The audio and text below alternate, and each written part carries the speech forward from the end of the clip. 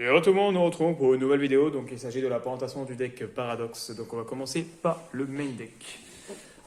Donc un Sangha du Tonnerre, un Suijin pour éviter de break et 3 Kazejin pour la simple raison qu'on joue Âme des Magiciens qui permet de l'envoyer depuis le deck au cimetière pour l'invoquer SP et on peut en plus péter des magies pièges, sachant que dans ce deck quand on pète des magies pièges on peut les bannir pour pouvoir récupérer eux du banni ou du deck. Donc c'est vraiment très fort. Et pour pouvoir draw en plus, donc c'est méga fort comme combo. Ensuite, évidemment, 3 charlours du labyrinthe. Quand elle est énorme, on peut la norme sans sacrifice. Quand elle est énorme, on peut mettre un Suijin, Kaijin ou Sangha du Tonnerre dans la zone magie piège. Ce qui est très fort parce que les monstres fusion se bannent les cartes et pas les monstres. Du coup, on peut ban depuis la zone magie piège. Ensuite, 3 goules de l'ombre du labyrinthe qui permettent de tuto les 3 ombres du mur du labyrinthe, très simplement.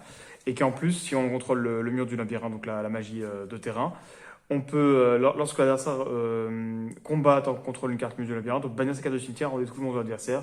Donc ça permet de faire un espèce de armure de Shakuretsu directement grâce à ça. Et la magie de terrain est très intéressante parce qu'elle fait exactement le même effet que le char, c'est-à-dire mettre un monstre du coup Suijin, Kazejin ou Sangha du Tonnerre dans la zone magie piège, donc très très fort pour pouvoir accélérer évidemment le deck. Et on peut aussi cibler un monstre contre Parasa avec moins de 1006 sur les détruire en début de battle, ce qui a un effet assez bizarre. Et aussi les monstres ne peuvent pas attaquer le tour où ils ont été invoqués, sauf les monstres de minimum niveau 5, donc c'est très très intéressant. Ensuite, 3 double attaque vent et tonnerre. Donc si on contrôle un monstre gagnant de la porte, on peut cibler une carte sur le terrain et la détruire. Et l'effet le plus intéressant, c'est que durant la main phase, on peut la bannir du cimetière, ajouter un Sangha du Tonnerre, Kazejin, Suijin, banni ou dans le deck à la main. Donc ça c'est très très fort parce que du coup toutes les magies pièges ont le même effet de pouvoir se bannir pour pouvoir ajouter. Ensuite, 3 déploiements de fusion. Donc les monstres fusion qu'on a dans l'extra deck listent tous les Suijin, Sangha du Tonnerre, Kazejin, etc. Donc du coup, ça permet simplement d'en spé 1 directement depuis le deck gratuitement. Ensuite, 3 objets de sacrifice inutiles. Toutes les magies pièges, comme je l'ai dit, Suijin, Kazejin et Sangha du Tonnerre peuvent se bannir pour pouvoir ajouter depuis le deck à la main ou du banni à la main. Donc évidemment, x3 pour pouvoir tuto, c'est gratuit. 3 invitations. Donc soit on banne un monstre ténèbres quand on draw 2, donc ça reste du draw 2, c'est très intéressant, on a pas mal de monstres ténèbres. Soit on défaut toute main, et franchement, ça peut être même intéressant le deuxième effet, défausser toute la main, si on a des magies pièges pour pouvoir retuto, etc. Donc c'est vraiment très très fort dans le deck. Terraformation, simplement pour aller chercher le terrain en plus de la goule. Donc ça peut toujours être un plus. Donc vu que le terrain clairement fait un monstre de plus pour pouvoir faire une fusion. Monster Reborn classique, tout le monde connaît. Raisonnement, dans ce deck on joue un peu de tout. Hein. On joue du niveau 7, on joue du niveau 1, on joue du niveau 5. Bon. Et puis franchement, meuler des magies pièges dans ce deck c'est très intéressant. Si on meule pas mal de magies pièges avant de pouvoir invoquer SP ou de pas pouvoir invoquer SP, dans tous les cas, on peut directement les activer, les bannir et faire leur effet. Et si on envoie en plus un CD niveau 7 et qu'il reste au cimetière, ça fait mal en final qu'il reste au cimetière. Parce qu'en vrai, le SP, c'est pas forcément utile, on va le bannir dans tous les cas. Des sons de cartes classiques, on envoie tout le monde au cimetière, on pioche 5, ça évite de break et en même temps, ça proc 1 milliard d'effets si on a les magies pièges enfin les magies pièges pour garder de la porte du coup. Ensuite, sacrifice inutile, classique. Bon, on va envoyer une pièce du puzzle au cimetière, donc pour pouvoir faire les fusions, évidemment. Ensuite, le gardien Ryoku, donc un effet qui est très intéressant pour le premier, parce que du coup, il a le même effet pour toutes les magies pièges, garde la porte, de se bannir pour pouvoir tuto. Mais en plus, il peut diviser les points de vie de l'adversaire par 2 et le monstre qu'on cible gagne une attaque égale au LP de l'adversaire qui, actuellement, du coup. Donc ce qui est fort, par contre, il faut que le LP soit inférieur à ceux de l'adversaire. Bon, c'est possible, mais voilà. Et le dernier, pareil, qui peut se bannir pour pouvoir, comme d'habitude, ajouter. Et en plus, qui peut invoquer SP un monstre et détruire un monstre contrôlé par l'adversaire qui est dans la même zone que la carte qui a été invoquée, ce qui peut être pas mal. Donc avant d'exemple demain, on va montrer l'extra. Bon, c'est très simple. Hein, donc on joue 3 associations de gaz de la porte qui demandent les 3 Sangha, Kazejin, Suijin. Voilà, on les bannit en spé depuis la main de terrain cimetière. Ça pareil, donc c'est pour Kazejin et Suijin, on les banne depuis la main de terrain cimetière. Là c'est pour Sanjin et Sangha du Tonnerre. Et là c'est pour Sangha du Tonnerre et Kazejin. Sachant qu'il y en a qui peuvent tuto. Lui il peut tuto une magie piège, c'est ça. Lui il peut faire passer un monstre de l'adversaire à 0 en effet rapide, donc très fort. Et lui il permet de, lorsque l'adversaire active une magie piège ou un effet de magie piège, on peut annuler l'effet. Et lui il permet simplement, un effet de une carte. Ah ouais, par contre, là c'est pas très fort parce que c'est dès qu'il cible une carte qu'on contrôle. Par contre, ce qui est fort, c'est quand elle est détruite, on peut invoquer SP un monstre gardien de la porte depuis l'extra deck en ignorant ses conditions d'invocation. Et évidemment, 3 Linkuriboh qui nous permettent simplement en fait, de faire avec les armes du magicien. Quand on n'a plus besoin, on fait des Linkuriboh avec. C'est toujours sympa en battle. On peut mettre un monstre à 0. On va faire des exemples de main. Le deck est très très facilement maniable et imbricable, on va dire, parce que vraiment, dans ce deck-là, il y a 1000 possibilités de faire une fusion, et pas qu'une d'ailleurs. Donc très intéressant le support pour Gardien de la Porte. Et je vous ferai dire que je ne joue même pas le Gardien de la Porte original, parce que bon, il n'est pas très très fort, on va pas se mentir, il a que juste de l'attaque. Alors que les autres monstres, non seulement ils ont l'attaque, mais ils savent XP, et en plus, ils ont des effets intéressants. Allez, on va faire une main go first, pour le fun. Eh ben voilà, nickel. Allez, âme du magicien, on va envoyer le Kazejin. Comme ça, c'est fait. Tac. Ensuite, on va faire sacrifice inutile. On va envoyer Suijin. Allez, pourquoi pas. Comme ça, au moins, on a déjà deux. On a Suijin, Kazejin. Allez, on set 2. Effet d'âme du magicien, on pète 2. On draw 2. C'est gratuit. On s'en prive pas. On banne, on tuto. Donc on tuto 2, hein, évidemment, parce que c'est deux différentes. Donc on banne les deux là qui sont là, on les banne. On va tuto directement depuis le deck Sanga et allez, un autre Kazejin, tant qu'à faire. On a tout ici. C'est nickel. On aura peut-être. Non, en vrai, on va juste en faire un. On va en garder un au cimetière pour plus tard. Parce que du coup, on va essayer de faire plusieurs fusions. Donc du coup, ce qu'on va faire, c'est que déjà on va faire une première fusion. Donc on va faire Suijin et Kazejin. Allez, pourquoi pas, let's go. Suijin, Kazejin. Tac. Suijin et Kazejin, ça fait lui. Hop, nickel. Donc là, on a notre negate de magie piège. Ensuite, on n'a même pas encore norme, hein, donc on peut très bien faire ça. Quoique non, on n'a plus de cible dans le deck, bon, on s'en fout, c'est pas un problème. Ce qu'on peut faire du coup maintenant, c'est... donc là, ça remet quoi dans la main, c'est ça? Ah ouais, tout main, ouais, ok. Bon, alors du coup, on va ban ça. On va récupérer à la main le Suijin. Ça, on a les 3 là en main, encore une fois. Ensuite, tac. Eh ben voilà, on fait le char lourd. On invoque norme, on fait l'effet. Hop, on le met dans la zone magie piège, c'est gratuit. On s'en prive pas. Ensuite, qu'est-ce qu'on va pouvoir faire de sympathique? Donc là, on a Kazejin, Suijin. On va faire raisonnement, allez, pourquoi pas. On va dire qu'il va dire 7. Tac.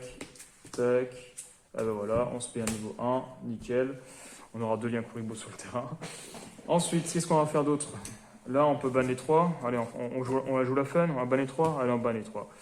Tac, on fait notre ami à 3750 là. Hop, voilà. Nickel. Ensuite, qu'est-ce qu'on peut faire? Donc là, on a déjà fait l'effet de proie de Jurigumo et de proie à l'attaque. Donc voilà, donc chaque effet qui va par tour, on est d'accord. Double attaque, proie. Et là, on a quoi? On a l'ombre, c'est ça? Alors l'ombre, il n'a pas d'effet. Double attaque, il a un effet, mais on a déjà utilisé. Ombre, il n'a pas d'effet, hein, d'accord. Ouais, bon, bah, tant pis, c'est pas très grave. Donc là, lui, on va le faire dans un extra parce qu'on va faire Linkuriboh, on va pas oublier. Donc hop, on fait 2 liens du coup. On fait un Linkuriboh, un autre Linkuriboh, voilà. On fait 2 Linkuriboh. Donc là, qu'est-ce qu'on a sur le terrain? Donc là, j'aurais pu faire aussi l'autre qui tuto les magies pièges. Donc il y avait lui qui tuto les magies pièges, j'aurais pu le faire en faisant autrement ou pas lui. Et lui, j'aurais pu aussi faire en sorte qu'un monstre passe à 0 et tout. Bon, bah voilà, j'ai voulu faire un terrain fun, mais j'aurais pu faire encore beaucoup plus fort. Donc là, on a negate de magie piège. Là, en effet rapide, on peut annuler une carte qui cible. Si elle est détruite, paf, on respect un des deux. Donc on choisit soit celle qui fait attaque à 0, soit celle qui permet de tuto. C'est ça. Voilà. Et en plus, lui, il peut invoquer SP un Kazejin ou Sanjin banni. Bon, dans tous les cas, on peut les SP, ils sont tous les 3 bannis. Ils sont là, ils sont bannis. Hein. Donc voilà. Et là, on a deux annulations d'attaque. Bon, prendre, c'est qu'une fois par tour, malheureusement. Donc bon, bah, tant pis, on n'a pas eu de chance sur le raisonnement. Donc voilà.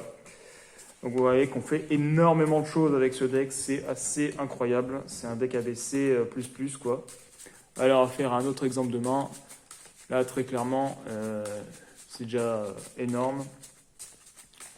Je vous ai montré déjà un bon combo. Là, je vais faire juste un dernier parce qu'en vrai, il n'y a pas besoin de faire énormément d'exemples de mains. Là, je vous en ai déjà fait un, mais genre tous les mains se ressemblent. Hein. Donc là, on y arrive, nickel, on fait ça, on fait l'effet. On va set, du coup, on va envoyer ça, on va mettre ça ici, Kazejin, nickel. Alors par contre là on n'a pas une super main, on va pas se mentir. Tac tac tac tac tac. Ouais, là on a une petite main qui break. Tac tac tac tac tac. Ouais, le problème c'est qu'on peut pas péter des cartes. On a mon storyboard en main. Ouais bon, après on peut pas toujours avoir des bonnes mains. Hein, son ouais, bon, malheureusement là on n'a pas une super main pour une fois. Voilà, on va faire un dernier exemple parce que franchement normalement on n'a pas une main comme ça, c'est pas possible. Faudra peut-être jouer les magies pièges en moins de fois et voir essayer de pouvoir draw plus. Non, en vrai, je sais pas. Genre là, c'est vraiment, on n'a pas eu de chance. Alors, en vrai, on avait quand même la piège pour pouvoir spé. Hein. Donc, en vrai, on aurait pu 7 pour pouvoir spé et détruire une carte. Donc, ça n'aurait pas été trop dégueu. Là, voilà. Là, on fait un bon dernier exemple de main. Alors, ce qu'on va faire, on va commencer par. Ouf, on a trop de trucs à faire en fait. On a 3 trucs à faire déjà. Donc, on peut commencer par un des 3. En vrai, on va commencer par Ram. Hein. On va envoyer directement le Suijin, comme ça c'est fait. Le Kazejin, je veux dire. Tac, nickel. Ensuite, on va partir sur un petit raisonnement. Et là, on va dire qu'il va dire 7, parce qu'il connaît notre deck. Paf, la goule se spé. Bon, c'est un peu triste, parce que là, du coup, malheureusement, bon, bah voilà, tant pis. On va faire objet de sacrifice. On va envoyer, je sais pas, moi, lui là, Jerigomo, nickel. Donc là, on a Sangha plus Kazejin. Donc on va ban, on va tuto le dernier qui est là, le Suijin. On n'a toujours pas fait l'effet d'âme du magicien, donc on va 7, on détruit, on draw 1, nickel.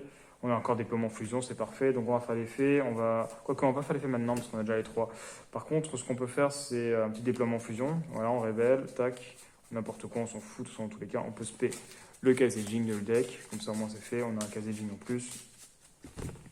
Ensuite, qu'est-ce qu'on va faire? Du coup, on va ban Kazejin du cimetière et un Suijin, hop. Kazejin, Suijin. En vrai, de vrai, on pourrait peut-être passer sur ça. Hein, parce que je crois qu'elles mentionnent tous quasiment. Ouais, c'est ça, en vrai, je peux. C'est quoi? C'est Sangha et Kazejin, c'est ça? Bon, on va faire Sangha Kazejin. Sangha Kazejin. On va faire lui, comme ça on va essayer de bien jouer, on va faire les faits. On va essayer 2 tutos de magie piège qui mentionnent Sangha. Bon, toutes les magies pièges les mentionnent, hein, donc en réalité, on tuto n'importe quoi. Bon, on peut même prendre ça en vrai. Parce que ça peut être sympa à activer pendant le tour d'adversaire et tout. Donc vas-y, on prend ça. Ensuite, on va faire l'effet du gardien Yoku. On le ban. On va récupérer. Donc là, on a déjà bon, le Kazejin. Bon, le Kazejin, on peut le laisser au ban. On va récupérer le Sangha. Ensuite, qu'est-ce qu'on va pouvoir faire? Bon, on va faire un lien 1 déjà quand c'est fait. Hop, on fait un lien Koibo. Voilà, nickel. Ça, on aura plus pas en défense en vrai, parce qu'on n'a pas beaucoup d'attaque. Ensuite, qu'est-ce qu'on peut faire? Sangha et Suijin. Allez, Sangha et Suijin, tant qu'à faire. Comme ça, on laisse le Kazejin sur le terrain. Sangha et Suijin, tac. Donc lui, c'est celui qui met le monstre à 0. Pourquoi pas. Voilà, et on set. Donc en gros, là, on a ce monstre-là qui peut spé Sangha du tonnerre ou Kazejin banni. Donc vu qu'on a les 3 bannis, ça marche bien. Il y a lui qui permet de mettre un monstre à 0 en effet rapide et qui permet, lorsqu'il est détruit, de spé un Suijin ou Sangha du tonnerre. Voilà. Et une fois dans ce cas sur le terrain, on calcule les dommages de notre adversaire. Si elle est attaquée, on peut cibler mon attaquant attaque 0.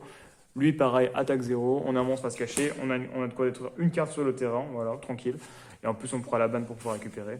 Donc voilà, donc j'espère que la vidéo vous a plu. Donc vous avez pu voir que ça break un petit peu pour la deuxième, mais franchement, c'est hyper rare. J'ai fait énormément d'exemples de main et j'ai jamais break. Donc il faut vraiment pas avoir de chance. J'imagine qu'il faut peut-être essayer de voir pour mettre les magies pièges en moins d'exemplaires. Mais bon, elles sont tellement fortes en réalité qu'en 3 exemplaires, c'est quasiment indispensable. Et encore, la fois au GB, j'avais quand même des cartes qui pouvaient SP. Donc ça pouvait quand même être viable. Hein, on pouvait encore tempo. Donc voilà, donc j'espère que la vidéo vous a plu. Je vous invite à aller voir mes autres vidéos et à vous abonner. Et à la prochaine pour d'autres vidéos.